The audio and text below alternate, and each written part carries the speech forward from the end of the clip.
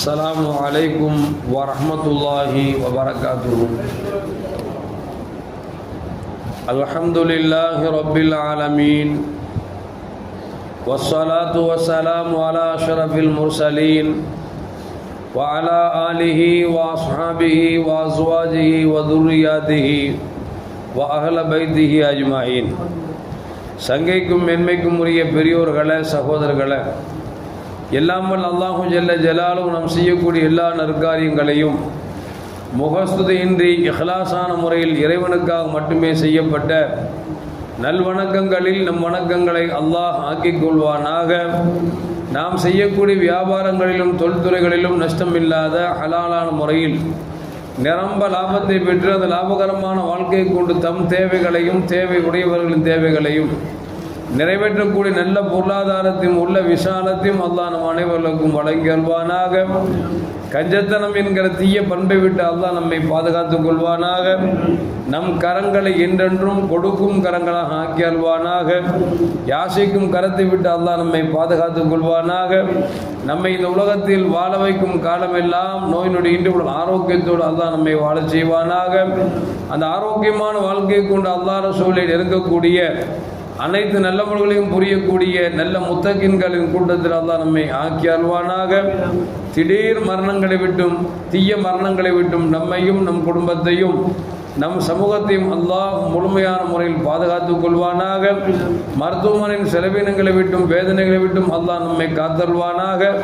நம்மில் யாரெல்லாம் நோயால் பாதிக்கப்பட்டு வீடே கதி என்றும் ஆஸ்பத்திரியை கதி என்றும் அல்லல் பட்டும் அவதியுற்றும் இருக்கிறார்களோ அத்தனை மக்களுக்கும் அல்லாஹ் வெகு விரைவில் நோயை போக்கி உடல் ஆரோக்கியத்தை வழங்குவதோடு அவர்களை கொண்டு அவர் குடும்பத்திற்கும் சமூகத்திற்கும் நல்ல பலன் தரக்கூடிய மக்களாக ஆக்கி அல்வானாக.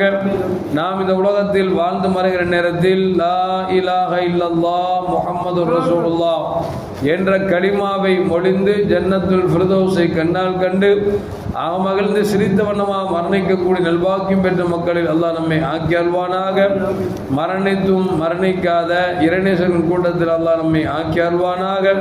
நாளை மறுமையிலே மாணவி முஹம்மது ரசூலுல்லாஹி ஸல்லல்லாஹு அலைஹி வஸல்லம் அவர்களின் திருக்கரங்களால் ஹவுதுல் கௌசர் என்கிற தடாகத்தின் நீர்வரையை அன்னாரின் ஷஃபாத்தை பெற்று அன்னாரின் கரம் பிடித்து ஜன்னத்துல் ஃபிர்தௌஸ் என்ற உயர்ந்த சொர்க்கத்தில் அவர்களோடு அல்லாஹ் நம்மை சங்கமிக்க செய்வானாக. எல்லாவற்றுக்கும் மேலாக இறை அன்பை பெற்று இறைவனை பார்த்து பரவசம் அடையக்கூடிய அவனுடைய லிக்காவையும் ரிதாவையும் பெற்ற மக்களில் அல்லாஹ் நம்மை ஆக்கிக் கொள்வானாக. அருமையான மூமின்களே,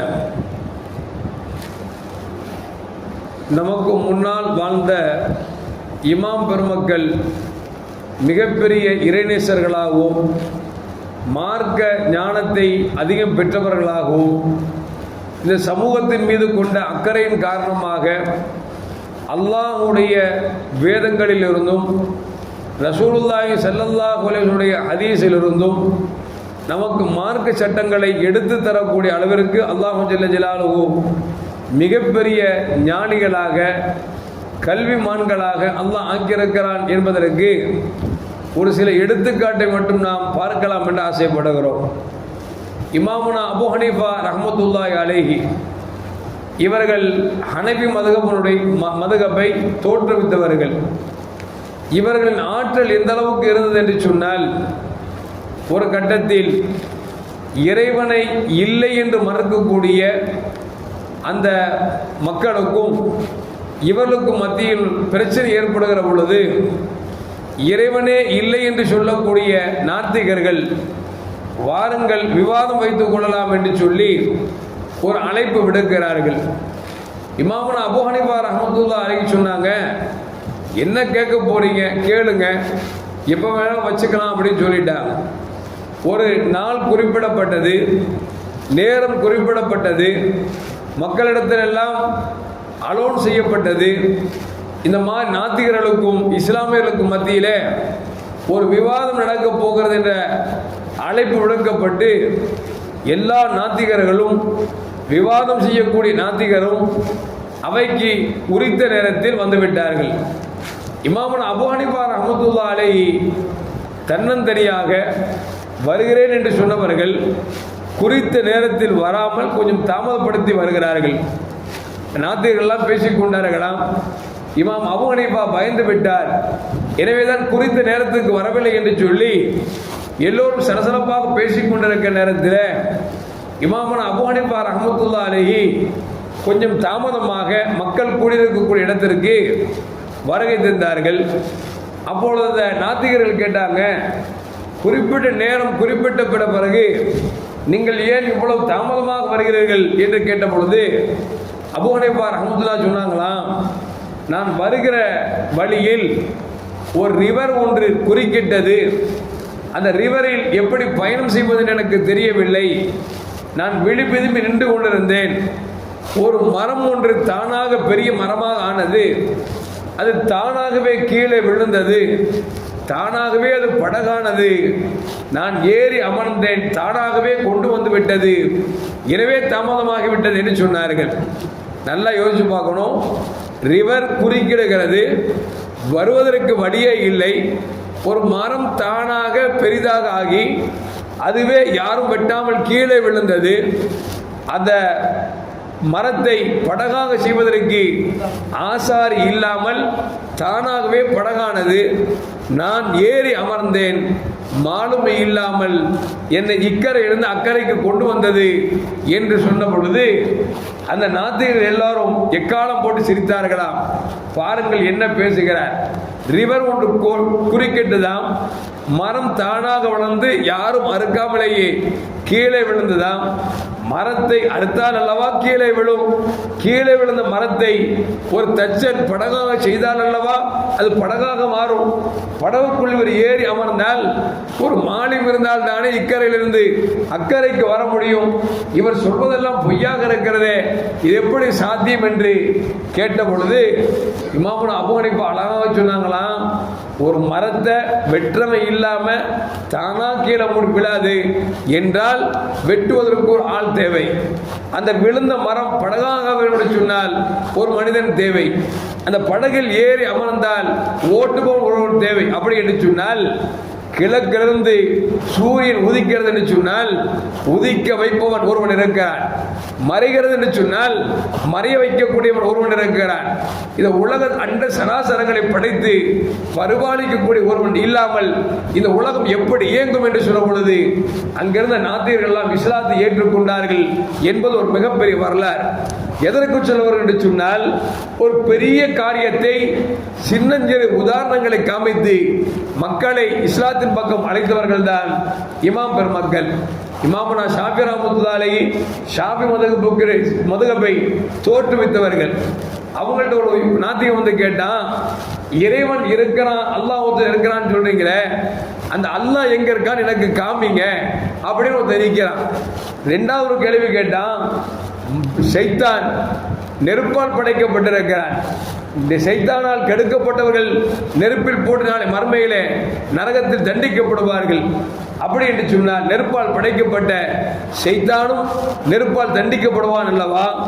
ஒரு நெருப்பால் படைக்கப்பட்ட அந்த ஷைத்தானுக்கு நெருப்பு எப்படி வேதனை கொடுக்க முடியும் என்று அறிவார்ந்த கருத்தை கேட்பது போன்று கேட்டார். இமாம் ஷாஃபி ரஹ்மத்துல்லாஹி அலைஹி கேட்டுட்டு கீழே கிடக்கிற மண்ணாங்கட்டியை தூக்கி ஓங்கி அடிச்சாங்க. அவனை அடி பலமா உழந்துருச்சு. கேட்டான், என்னங்க அடிச்சு போட்டீங்க? நல்ல கேள்வி தானே கேட்டேன். இறைவன் எங்க இருக்கான்னு காமிங்க. ஷைத்தான் நெருப்பால் படைக்கப்பட்டிருக்கிறான், அவனுக்கு எப்படி வழி உணர்வான் அப்படிங்கிறத காமிங்கன்னு சொன்னேன். இதுக்கு போய் மண்ணாங்கட்டை தூக்கி அடிச்சிட்டீங்களா அப்படின்னு இமாம் ஷாஃபி ரஹ்மத்துல்லாஹி கேட்டாங்களாம், அடிச்சது வலிச்சுச்சான்னு கேட்டாங்களாம். ஆமா வலிச்சுச்சு இல்ல, அதனாலதான் கேட்டேன் அப்படின்னாங்களாம். அப்படி என்று சொன்னார், வலியை காமி என்று சொன்னார்களாம். வலி எப்படி காமிக்க முடியும்? எப்படி வலியை உணர முடியுமோ அதுபோன்று இறைவன் இருக்கிறான் என்பதை உணர முடியும், அறிய முடியுமே தவிர எப்படி வலியை நாம் காமிக்க முடியாதோ அதுபோன்று இறைவனை காட்சிப்படுத்த முடியாது என்று சொல்லிட்டு சொன்னாங்களாம். ஷைத்தான் நெருப்பால் படைக்கப்பட்டவன் தான், மனிதன் மண்ணால் படைக்கப்பட்டிருக்கிறான். மனிதன் மண்ணால் படைக்கப்பட்ட மனிதனை மண்ணாங்கட்டியை கொண்டு அடித்தால் வலிக்கிறது என்று சொன்னால் நெருப்பால் படைக்கப்பட்ட சைத்தானை நெருப்பில் போடுகிற பொழுது மண்ணால் படைக்கப்பட்ட மனிதனை மண்ணாங்கட்டியால் அடிக்கிற பொழுது வலித்தது போன்று நெருப்பால் படைக்கப்பட்ட சைத்தானை நெருப்பில் போடுகிற பொழுது அவனுக்கு அது வலிக்கும், சுடும் என்று சொல்லி இமாம் ஷாஃபி ரஹ்மத்துல்லாஹி சொன்ன பொழுது அவர் இஸ்லாத்தை ஏற்றுக்கொண்டார் என்று சொல்லி வரலாற்றில் பதிவு செய்யப்படுகிறது. எதற்கு சொல்லுவோம் என்று சொன்னால், நம்முடைய 4 இமாம்கள் இருக்கிறார்களே, அபூ ஹனீஃபா ரஹ்மத்துல்லாஹி அலைஹி அவர்களாக இருந்தாலும், இமாம் ஷாஃபி ரஹ்மத்துல்லாஹி அலைஹி இருந்தாலும், அஹ்மது இப்னு ஹம்பலி ரஹ்மத்துல்லாஹி அவர்களாக இருந்தாலும், மாலிக் ரஹ்மத்துல்லாஹி இருந்தாலும், எல்லா இமாம்களும் மார்க்க ஞானம் மட்டுமல்ல உலக விஷயங்களில் கூட மிகவும் தேர்ச்சி பெற்றவர்கள் என்பதால் தான் அவர்கள் அல்லாஹ்வால் இறக்கி வைக்கப்பட்ட குர்ஆனை கொண்டும் ரசூல் ஸல்லல்லாஹுடைய ஹதீஸை கொண்டும் நமக்கு மார்க்க சட்டங்களை ஏற்றித் தந்தவர்கள் என்பதை நாம் விளங்கிக் கொள்ள வேண்டும். ஒரு காலத்தில் ஷாஃபி, மாலிக், ஹம்பலி அப்படின்னு சொன்னா எல்லாருக்கும் தெரியும். ஆனால் இன்னைக்கு நம்ம மதுஹபனா என்னன்னு தெரியறதில்லை. என்ன அப்படின்னா, நம்மள ஒரு கூட்டம் வந்தான், அல்லாஹ் ஒருத்தன், ரசூல் ஒன்று, மார்க்கம் ஒன்று, அது என்ன 4 இமாம்கள் இஸ்லாத்தில் பிரிவினை என்று சொல்லி ஒரு பொய்யான ஒரு வதந்தியை கிளப்பினார்கள். மார்க்கத்தை தெரிவதற்கு நேரம் இல்லாத நாம் ஏமாந்தோம். என்ன ஆகிவிட்டது என்று சொன்னால், ஹனஃபி, ஷாஃபி, ஹம்பலி, மாலிக் என்பது தெரியாமல் போனது மட்டுமல்ல, மார்க்கமே தெரியாமல் போனது மட்டுமல்ல, மார்க்கத்தில் மூர்க்கத்தனம் அதிகமாகிக் கொண்டு போய்கொண்டிருக்கிறது என்று சொன்னால் அல்லாஹ் தான் காப்பாற்ற வேண்டும். எல்லாம் வல்ல அல்லாஹ் ஜல்ல ஜலாலுஹு மார்க்க மேதைகளாக இருக்கக்கூடிய இமாம்களை மதித்து நடக்கக்கூடிய, அவர்கள் ஏற்றி வைத்திருக்கக்கூடிய மார்க்க சம்பந்தமான கிதாபுகளை, மார்க்க சட்டங்களை விளங்கி நடக்கக்கூடிய நல்ல முத்தகீன்களின் கூட்டத்தில் அல்லாஹ் நம்மை ஆக்கி அருள்வானாக. அஸ்ஸலாமு அலைக்கும் வரஹ்மத்துல்லாஹி வபரகாத்துஹு. ஸல்லல்லாஹு அலா முஹம்மத் ஸல்லல்லாஹு அலைஹி வஸல்லம். ஸல்லல்லாஹு அலா முஹம்மத் ஸல்லல்லாஹு அலைஹி வஸல்லம். ஸல்லல்லாஹு அலா முஹம்மத். யா ரப்பி ஸல்லி அலைஹி வஸல்லிம்.